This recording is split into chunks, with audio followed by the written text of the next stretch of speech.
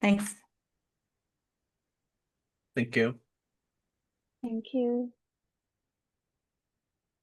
Cool. Um, yeah, we can get started.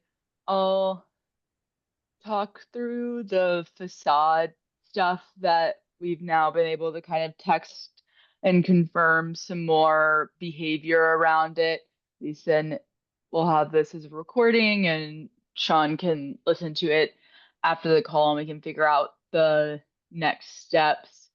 But yeah, there's been a lot of kind of wondering what is the facade issue and what issues we're seeing on facade.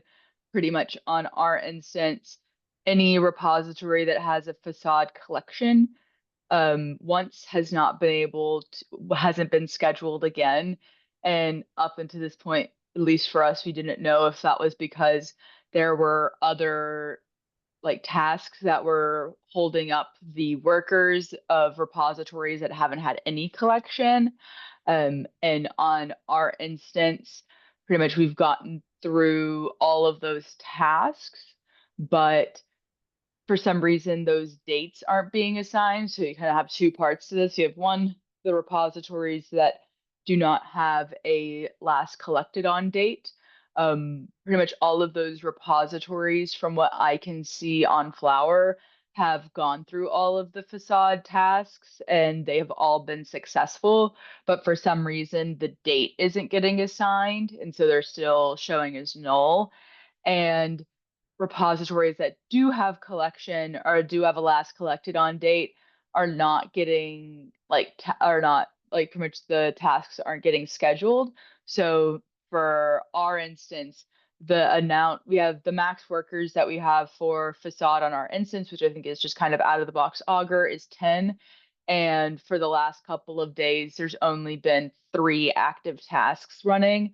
I think for us that confirms that tasks aren't getting scheduled if the repositories that have a last collected on date, and then all of the repositories that do not. From what we can see or that we know, um, all of them have made it through all of the facade tasks with success. So that's where we're landing at. So we can kind of confirm that there is a scheduling problem on at least in these larger instances. Um, the one question that I have would be if anyone knows what the exact task is that is supposed to assign that date. Because I'd like to check in our law, I'm checking for like and check in Flower to see if that task is happening or is being scheduled and is a success and it's not writing the date, or if for some reason that task as well is not being scheduled.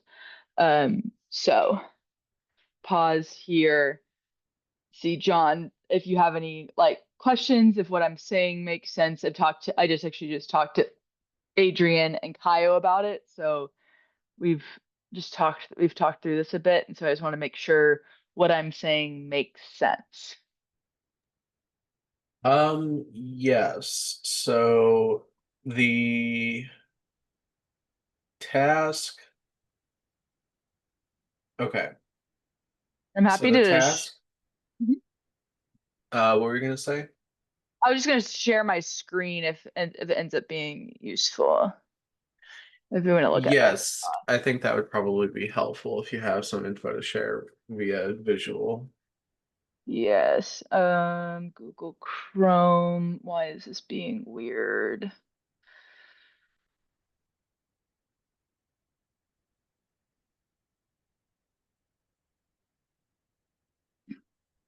Sorry, give me just a second. That's why it's being weird.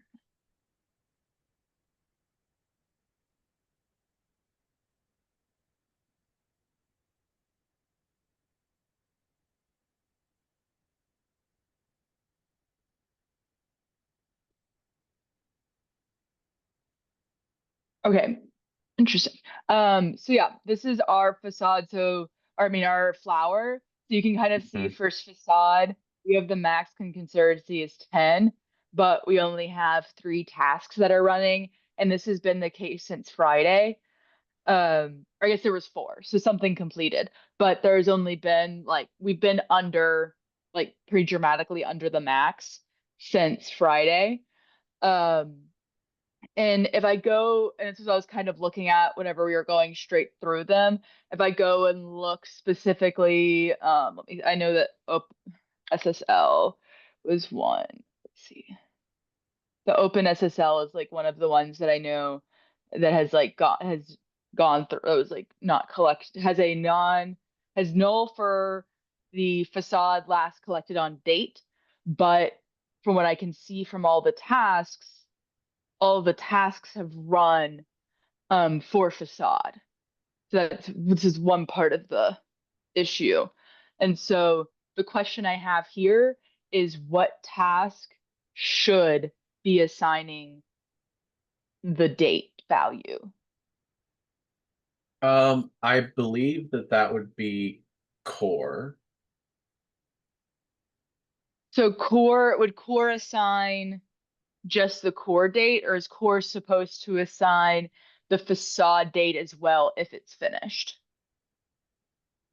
Um, Hold on, I'm pulling up the task descriptions in the Yeah, code here. I'm trying to locate exactly.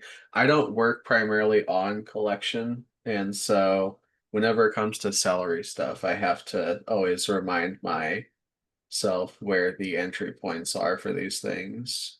no worries. I think this is good to go through, especially because Adrian, I think, will start. But you're speaking, so I'll let you go, Adrian. Yeah, John, I was just gonna say in our in our meeting just before this, I did a quick search of the Augur code base, and I think I found really only one. I mean, it was a not very thorough search, but I think I found one place where like it said facade status is equal success. I don't immediately see that being as part of like a set query, but some of the set actually there were a couple set queries that were commented out, so I can take a deeper look at that too if unless you have the code in front of you, but um, So in terms of what sets the date, the collection status table, I need to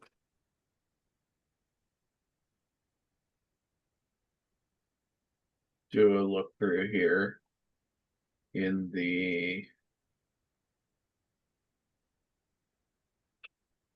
oh my god, it's too early for this.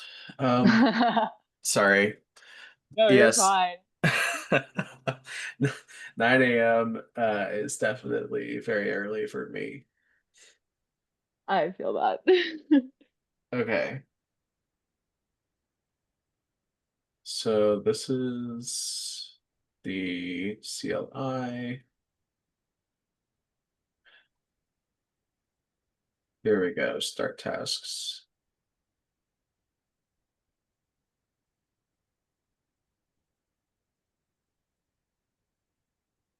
Okay. So in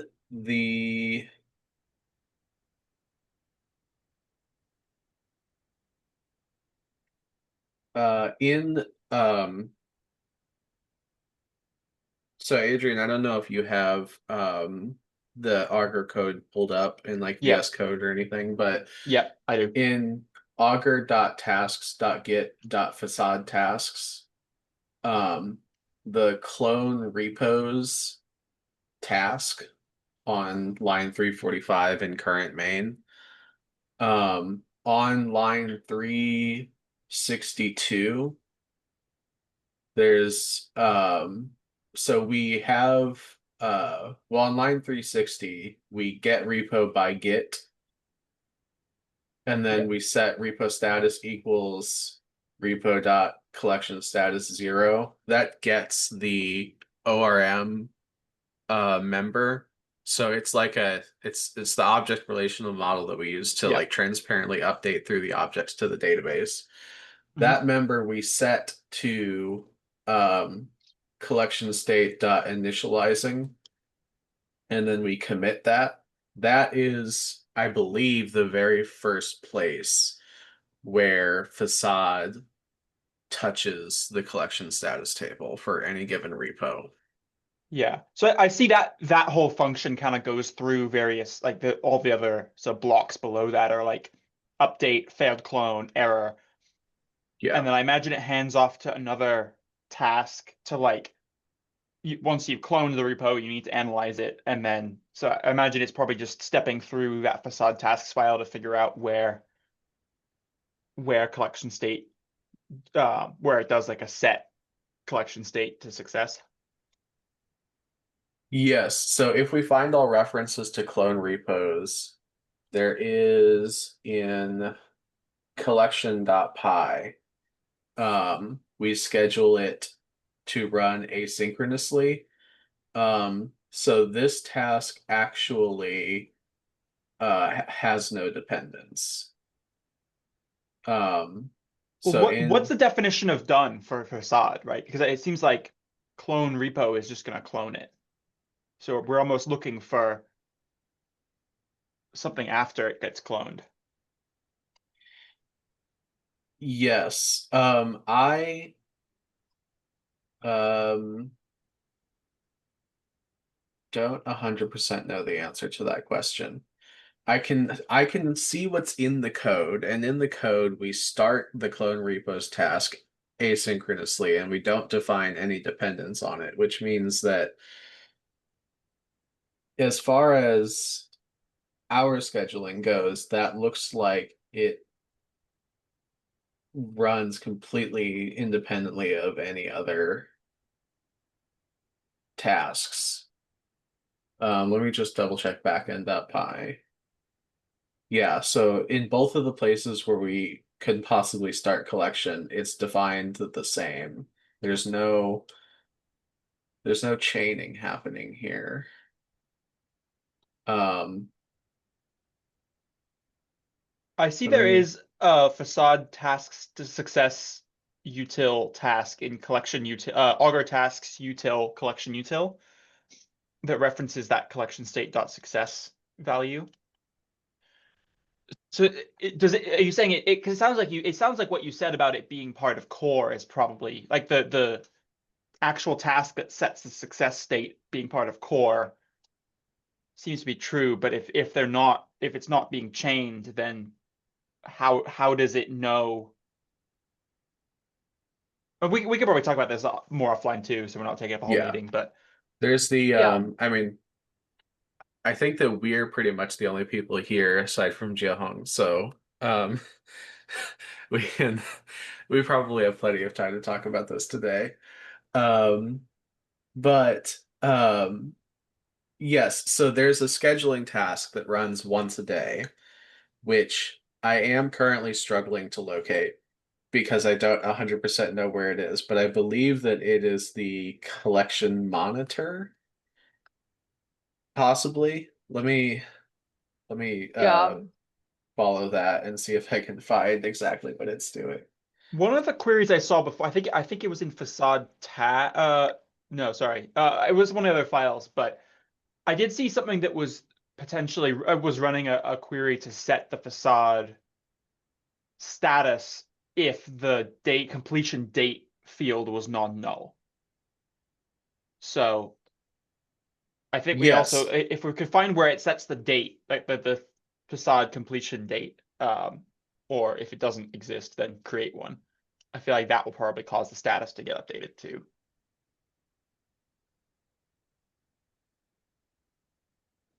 I Yeah, I actually guess don't that would. see. Sorry. I was gonna say that we can kind of just throw it out to see with Sean or the others of figuring out. Like, I think that it's a good. Like, the first question is what should be assigning this value, and then why isn't this happening, and then is this how we want to handle this going forward? Kind of seems like where we're at with this side of it. And Yeah. probably in combination is why aren't facade tasks that have or facade like repositories with a non-null last collected on date value, why aren't they getting scheduled?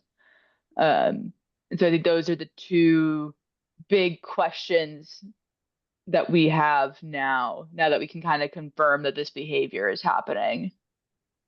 Yeah, there is. So the function that builds or the function that selects which repositories to schedule for facade once a day in the collection monitor is the build facade repo collect request in Augur tasks, start tasks on line 202.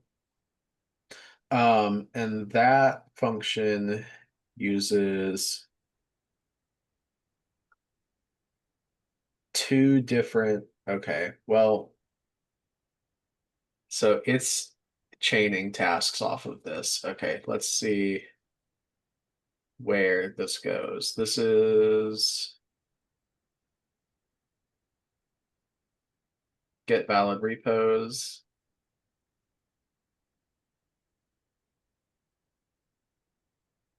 Okay, so get valid repos, which is getting the actual list of repos to collect, gets active repo count,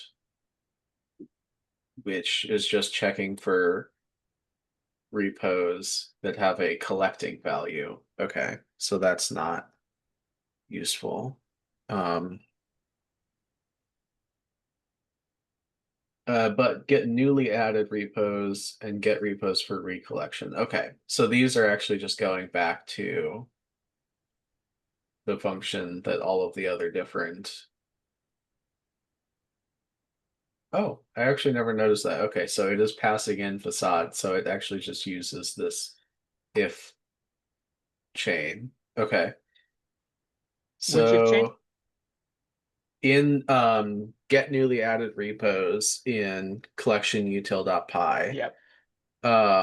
it checks. I never noticed this Oh, I see it. before Yeah. because I actually don't work on collection that much. So yeah, so it just checks if so the task passes in whether it is core or secondary or facade. And then this function It like builds the query. uses, Yeah, I see that. yeah, okay. That's new information to me. I'm learning things as we're going here. Um, okay, so it is checking the facade status column in the collection state. Wait, is that table called collection state? No, that's just an enum. Collection Where? status. Collection status is the table. I Yeah. can that's pretty much where you get all of the information. Like collection status is the Oh, table okay. that has all the No, information. yeah, I see. We're mixing, okay. We're mixing ORM and raw SQL statements in multi-line strings, which I have. Okay. I understand what's happening now. Yay, Yes. tech debt. Yes, yes. I am a forever champion of ORM over just massive Yeah. blocks of SQL multi-line strings for sure. But okay, so yeah, in the multi-line string where we build the query, we are querying the collection status table where the condition string is facade underscore status equals collection state dot update. And collection state dot update has a value of what? It's probably just a string. I think it's just like Yeah, it's update. just the string update. Okay. So where anywhere in the collection status table where facade underscore status equals update with a capital U, that row will be selected for recollection. So that is the actual condition. And so that we're trying to facade figure out uses. why it's not getting and so why is it not getting assigned to update? I wouldn't be surprised if this is all like a chain. Like now that we're talking through this might actually be the same. Like might end up being a same-ish problem. John, you said scheduled for recollection. I think you were looking at the newly added repos function compared to the repos for recollection Oh, function, but I yeah. think the core point is still there. Yeah. Because it looks like the repost for recollection logic is slightly different in that if it's told that it's facade, it will check for facade status success to recollect. But from previously I noted, I think the piece of code that's supposed to set that success is waiting for timestamp to be non-null. So if we can Okay. figure out where that timestamp is supposed to be added for facade completion, I suspect that's what's causing both problems. Do you know what the name of that column is? The facade Where date. Is it the just facade facade, underscore date? no, It's facade underscore date underscore last collected. I think it's data. I'll put it in chat. This is what I saw in the code was facade underscore data underscore last collected, which Yes, seems you're right. confusing with the date facade date versus data, but yeah.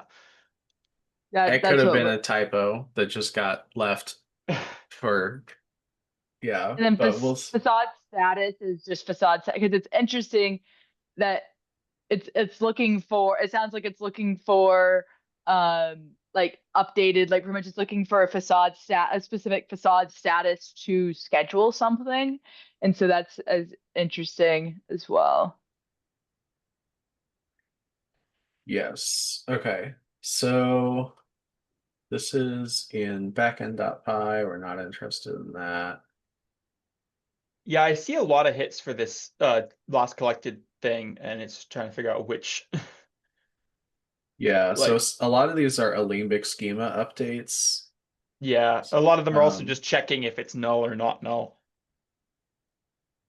There is I did notice in collection util.py that facade task success util that success task that was I think part of core um is definitely setting the date and the success value at the same time, which seems yes.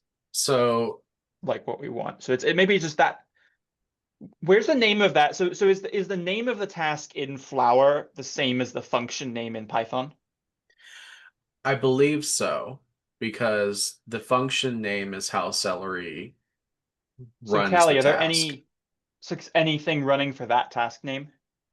I think so, but let's confirm because I think that's what I remember seeing and being confused, but let's just. Yeah, it was my understanding that core, the group of core Mm-mm. tasks, was responsible for setting Oh the wait, success.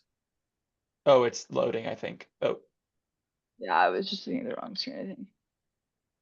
No, so this is another theory so that task has not run so once. collection util.py line 429 is that task is just straight up never running. No, we haven't seen it since we turned in the last week. It does also log every time it sets a task to success.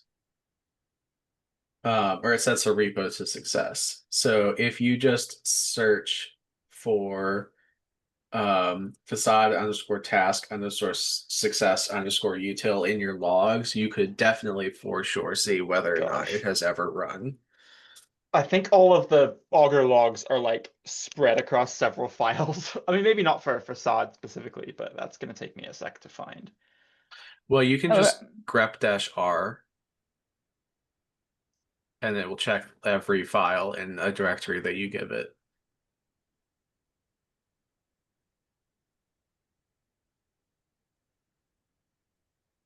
okay. Oh, let's see. The other thing I wanted to mention is that we tried to add in a new repository using the front end, which is what we've like used up until this point, and it is not working. I'm not sure what release broke it. But I can say the last time we added a repository in, this is how we added it in.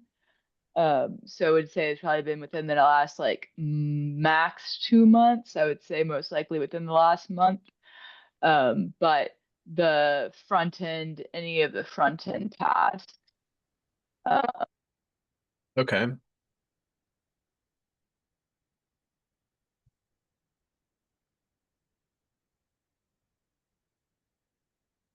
Sorry. There should be a group that you could use to just select front end tasks. Let's see. There we go. So yeah, we tried to add it in. There's some type of, it sounds like there's like maybe there's a rate limit issue that's not being handled correctly, but I'll open a issue for this. Yeah. Because yeah, we're hitting some weird front end issues. So, is this the issue that you're seeing with the front end? Because I deep dove on this, and this was basically the GitHub API is being really weird. I noticed that if you try to check the status of a key, and the key is invalid, so you basically will get a 401 unauthorized. Sometimes, but not always, the response in like the HTTP response will include information before the JSON that looks like an HTTP header. And I filed an issue with it. I tried to get You GitHub did. support on it, and I have heard nothing. So it's just API jank with GitHub. We could kind of paper over it on our side and just like try and detect when that happens and just ignore that header bit and just grab the JSON. If we wanted to, but it's just a rant. Like I would just keep redoing it until it works is kind of the Okay. workaround. Sounds good to me. All right. I want to make sure we have time to go through a demo and everything. So I think this is a good time to stop and pass it over. So actually, I misread this. Did that demo happen? Because it says August 18th in the agenda for that, but I for some reason assumed that was today because I can't read and the agenda didn't get updated. Did that demo ever happen, or is it Yeah, supposed to yeah, it happen will today? happen. Yeah, it will happen. I did prepare for that. So let me Okay. share my screen. Yeah, Yeah. and actually, yeah, I keep waiting for today. Awesome. Okay, I think I share the whole entire screen right now. Okay. Yep, I'm seeing your whole screen. Okay, yeah. So, yeah. Okay, I think this will work well. And I can have it. Okay, so hi everyone, I'm Dong. Today I will show you the August new topic modeling system. And I built this topic modeling versioning system for August, and I transformed it from a basic LDA system into an automatic solution. But before we understand why this system was necessary, let me first walk you through the challenges that we met. Okay. The thing is, the original system always used LDAs with the basic clustering, and models were reaching like roughly like every 23 days without clear versioning. There was no model ID concept and no quality tracking and no systematic way to compare different versions. So let me break down these three core problems that made this system inadequate and solve the problem. Okay, solve the problem step by step. So problem one is there no versioning tracking, and that means when a model was retrained, we lost the track of the previous version, and no model ID, no parameter history, no way to compare the performance between versions. And the second problem is when the system relies on a fixed 23 days cycles, we have to retrain it only by manually judgments and not intangible way to logics to determine if the retraining was actually needed based on data change or model quality.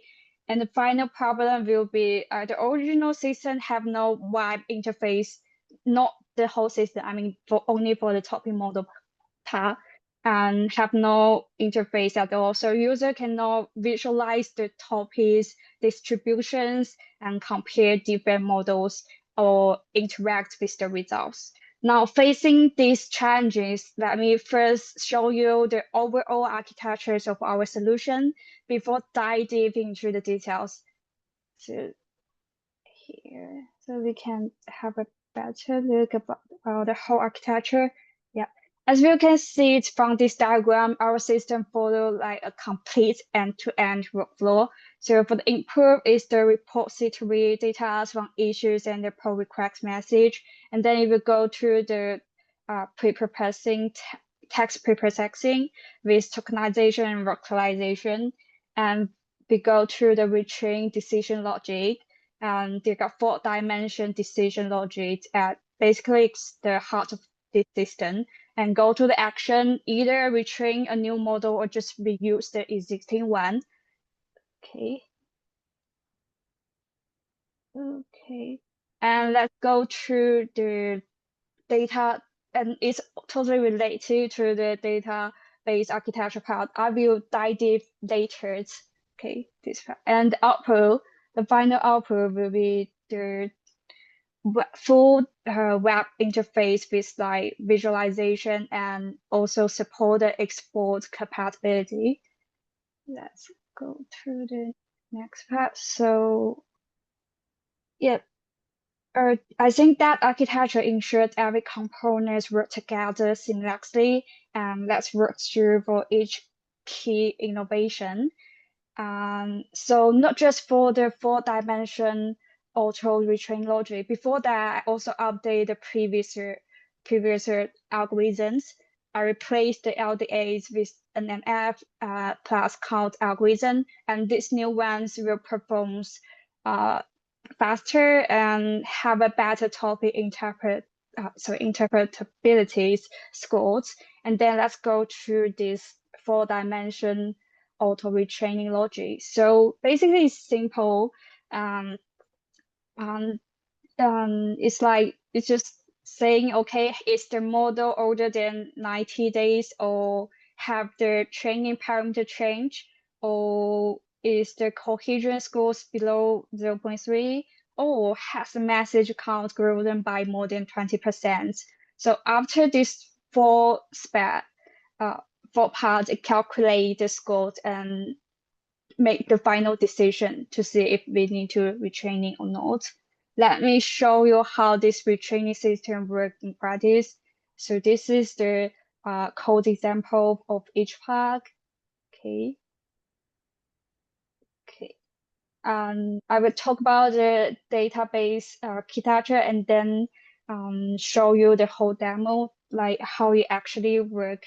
Okay, so this our database architecture designs, and you can see we have new table called the topic model meta table. It's a called meta storages. This table contains like 21 fields that tracked every model's life cycles. We have new like model IDs. We have the training start time and training end time to record the training time windows.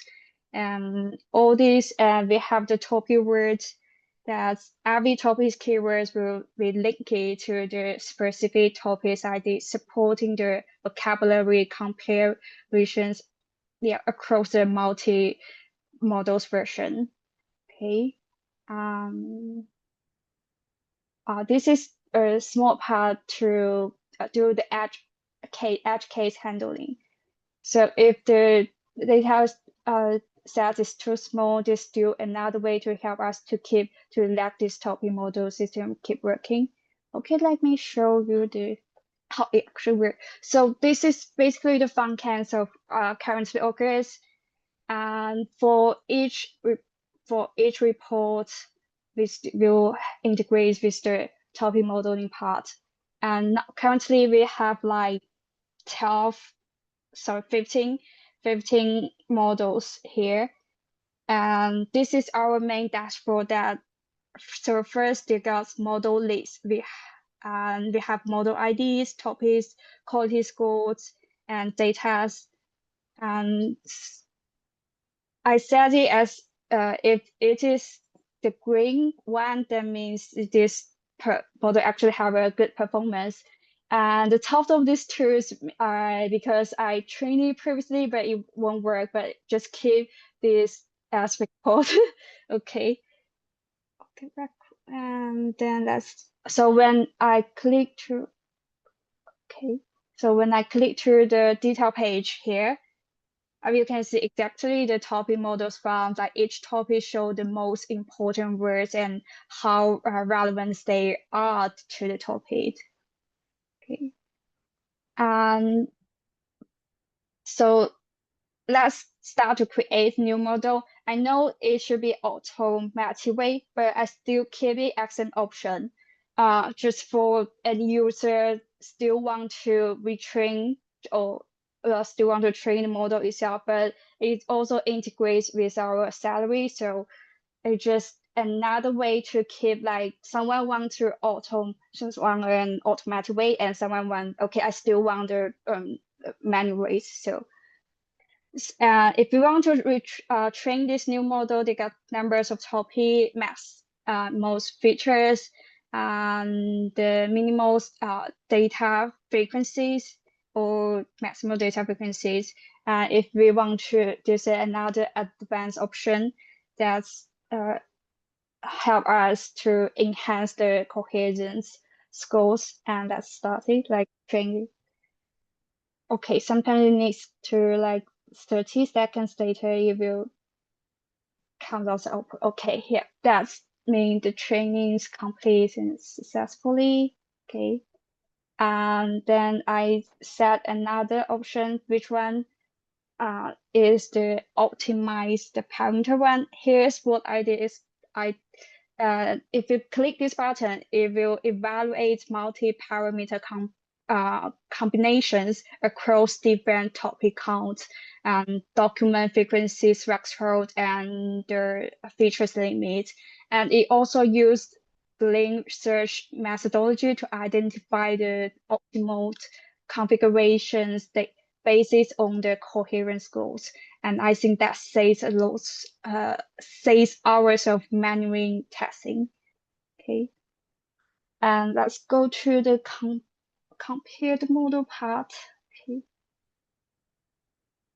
So just run this lecture. Okay, this is, I will train it so many times. So if the score is the same, then basically compare the same model, and we don't need that. And let's just see. 177. Let's see your ID. Okay, I think this one will work. So just we can randomly select any choose of the versions. So do the comparisons, and this also have a timeline to show, like, okay, so those are previous version and they got an improvement here. And so here, so I'll go back to the detail page. We can still export the models. So every data, every message you need can just be exported in JSON weight. So yeah, and if you still want to retrain this model, it still work. But the difference is that the previous one you can set the parameter, but this one will just keep the same parameter. Okay, let's go back to the slide here. Okay, so that's the whole for the web part, yeah, for the web view part and how it look like for this topic modeling versioning system. And I want to explain why this design actually work. So instead of guessing when to retrain, the system will use the data and structure to make the decision. And the log will also show exactly which condition is triggered. This is okay. This is how it look like. Okay. And every model's version is checked with its parameter, quality score, and training data finger points. You can compare any tools model to see exactly what change. And we also do have a robust handling, like the parameters adjustment for small data. I won't be so specific about this page.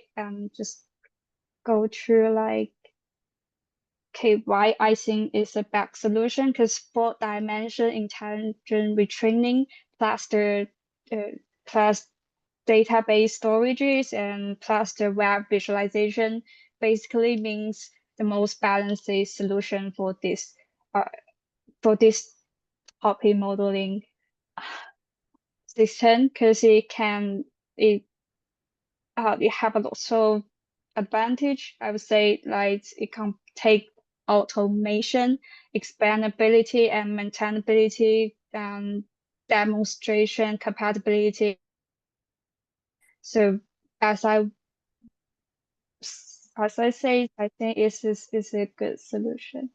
Okay. Okay, that's the ending.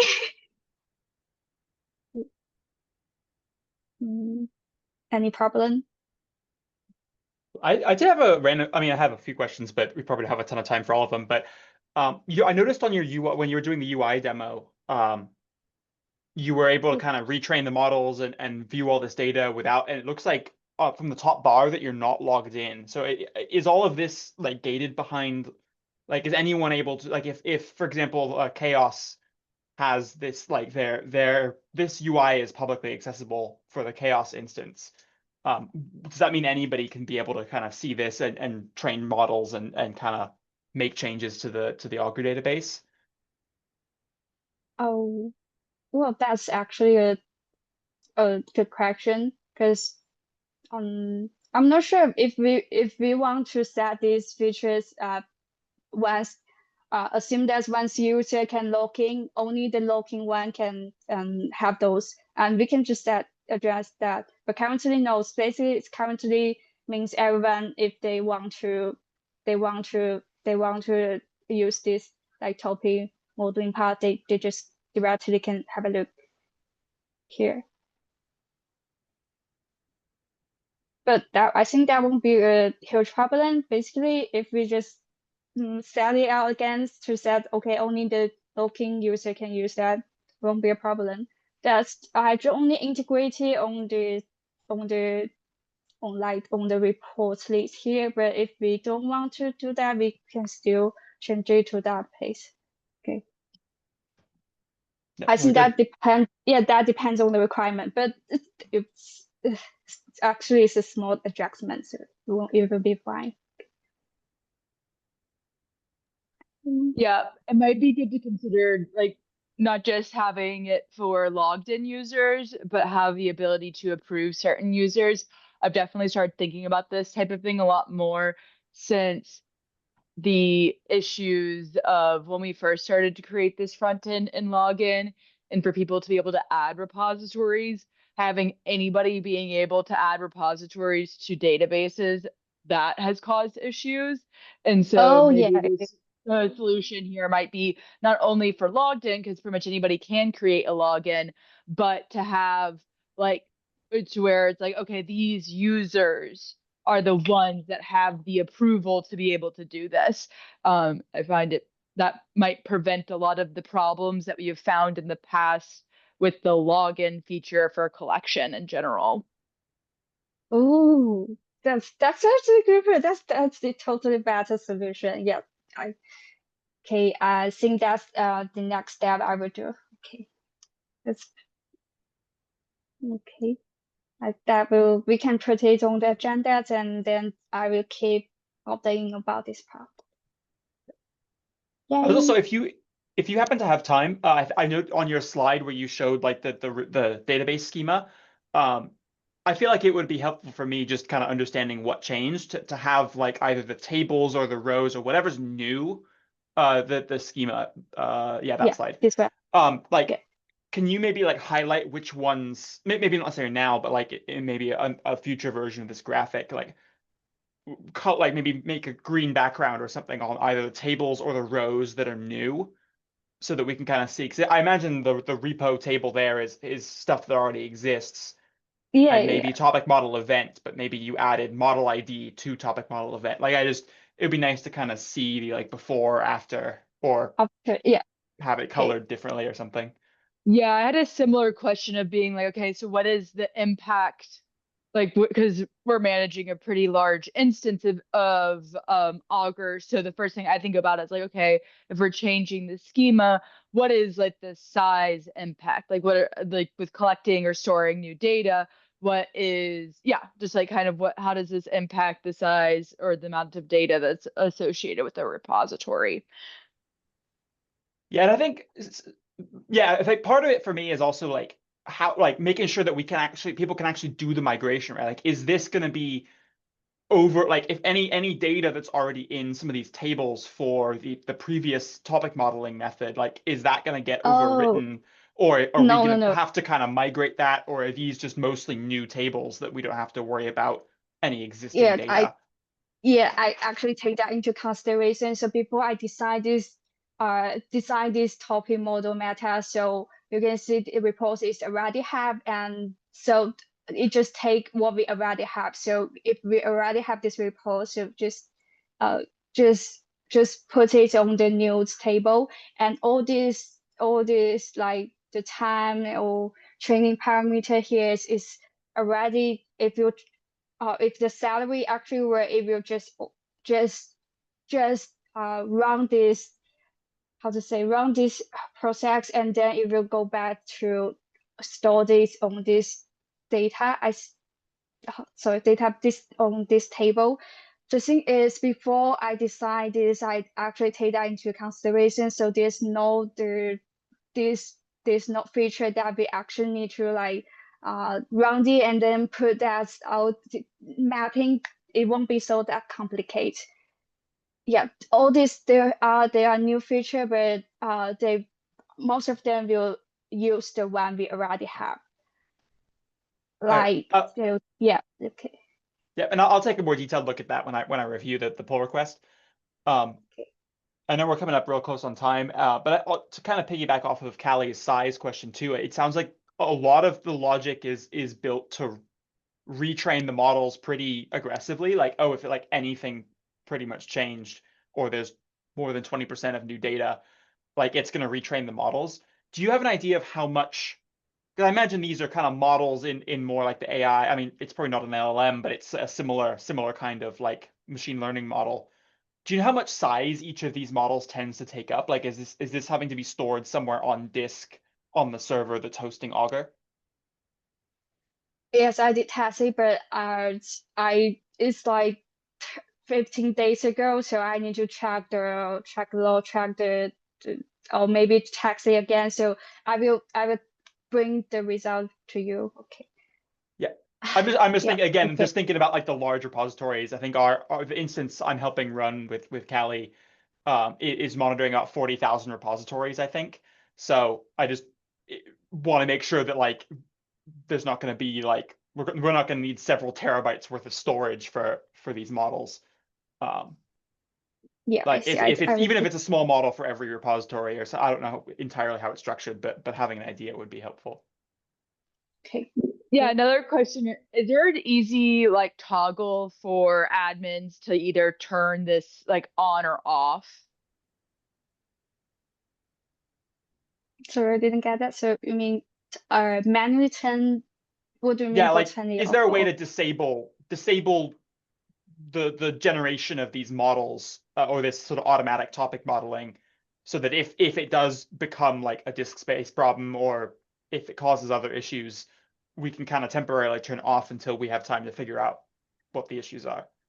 Yeah. I actually I texting and I find this problem. So each time I will set a flag. So I currently most of this is still integrated with the original system that salary actually work. And but we have a solution that's actually if you want to turn it off, we can do that. Yeah. Okay, so that's something you're planning to add. No. It's not the planning to add. It's already had. Oh, like you already It's have on a sort of condition that chooses whether or not to schedule these celery tasks, salary test. like the celery tasks that run this process. Yeah, but yeah. Mm, I I hopefully think we're on the same page. I can probably jump in here and say that the NLTK stuff and the topic modeling stuff, basically all the ML workers already can be disabled using the enabled phase names. So if this is built on top of the existing topic modeling infrastructure, then it should be disabled in exactly the same way. Okay. Also, because we are at the end of the meeting time, I just want to jump in here and say that I very much enjoyed working with you over the summer, Jiahong, and I'm very, very happy to say congratulations and great work. I think that this project turned out very well, and don't tell my other GSOC students, but I will say that you are, of course, my favorite. Oh, thank Amazing work. And thank you so much for your presentation. And I look forward to getting the final touches on the PR and having this merged as soon as possible. Oh, thank you. I will do that. Yeah. And I will also I already read the restructure text and yeah. So I'll keep updating that part. Yeah. Thank Awesome. Thank you so much. you. Thank you so much. It's glad to have you all in this summer. I really hope. Yeah, we are really learning a lot here. Great. Well, I need to hop off, so I will talk to everyone, I'm sure soon, asynchronously. Yep. There's a conversation on Slack for potentially looking at a new meeting time, because I think this time slot doesn't really work for Sean now that semester's kicking up, so we can follow up on that async. Perfect. Sounds good. See y'all. Yep. Bye-bye.